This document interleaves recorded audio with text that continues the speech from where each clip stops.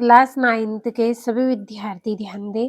आज की इस वीडियो में वार्षिक परीक्षा की तैयारी के लिए 9वीं का हिंदी का सेट डी हम कंप्लीट करेंगे। तो पूरा पेपर आपके लिए कंप्लीट कर लिया है, केवल प्रश्नों को हमें समझना है। तो बिना किसी देरी के चलिए शुरू करते हैं हमारे प्रश्नों को।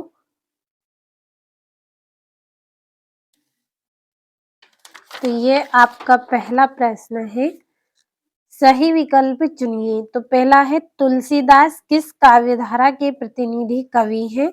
तो इसका आंसर रहेगा राम भक्ति काव्य धारा के जो तुलसीदास है वो क्या है, प्रतिनिधि कवि है। दूसरा है, वाक किसकी काव्य शैली है? तो जो वाक है वो किसकी काव्य शैली है, ललघत की काव्य शैली है वाक। तीसरा है, दोहा छंद में कितनी मात्राएं होती हैं? तो जो दोहा छंद है उसमें 24 मात्राएं होती है।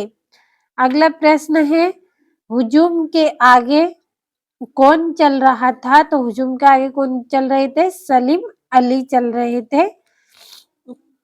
पांचवा है, मुंह की खाने का अर्थ होता है। तो मुंह की खाने का क्या अर्थ रहेगा?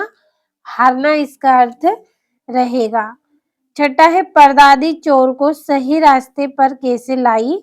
तो परदादी है वो चोर को सही रास्ते पर कैसे लाई थी? सहजता से बात कहकर। जो क्या है, जो दादी थी उन्होंने चोर से सहजता से बात की, इससे वे क्या है, सही रास्ते पे आ गए।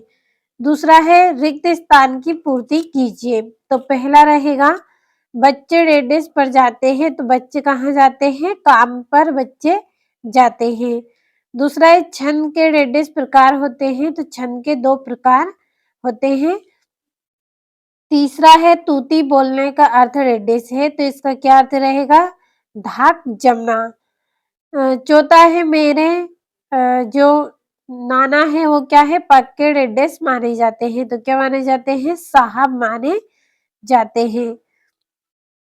पांचवा है, सलीम अली का यह डेडेस पलायन है। तो सलीम अली का यह आखिरी पलायन है। और हिंदी का प्रथम उपन्यास डेडेस को माना गया है। तो किसको? परीक्षा गुरु को माना गया है। तो ये आपके रिक्त स्थान हो गए हैं। स्क्रीनशॉट के माध्यम से आप कंप्लीट करें। अब चलिए अगले प्रश्न की ओर हम बढ़ते हैं। प्रश्न सही जोड़ी बनाइए। पहला है, जीवन का खंड चित्रण। तो खंड काव्य में होता है। दूसरा है, हरिशंकर परसाई। तो इसका रहेगा वसुधा। और आकाश, तो आकाश की जोड़ी रहेगी नभ या गगन। तीसरा है, जनसंपर्क विभाग, चौथा है, तो चौथे का रहेगा बाढ़ की सूचना। और गोदान उपन्यास के रचिता प्रेमचंद्र हैं। और मेरे बचपन के दिन महादेवी वर्मा रहेगी इसकी जोड़ी। और यहाँ से आपका अगला प्रश्न है, सत्य सत्य लिखिए।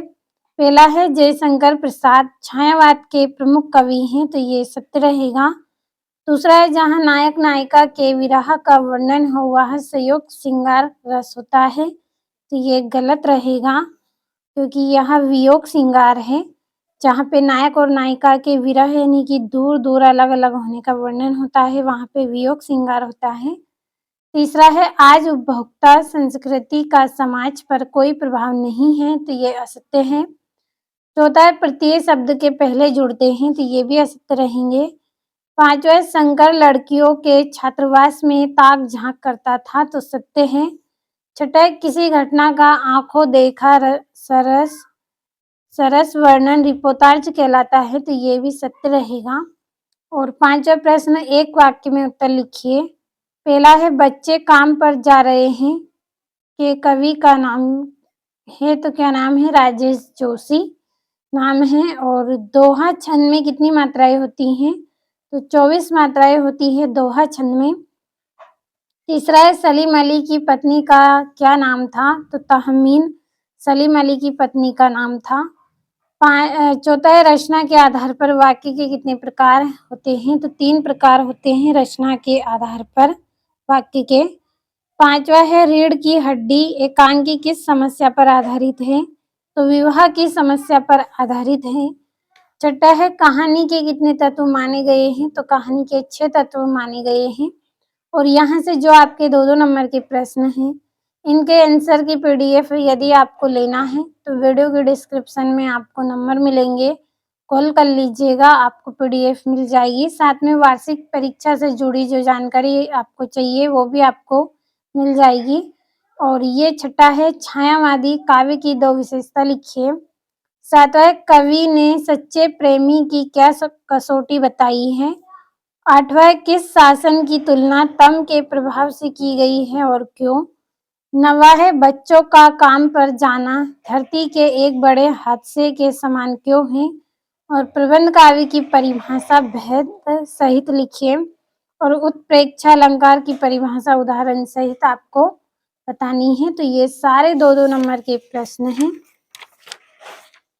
और 12वां है, कहानी और उपन्यास में कोई 2 अंतर लिखिए। 13वां है, श्यामा चरण दुबे की भाषा शैली की विशेषता लिखिए।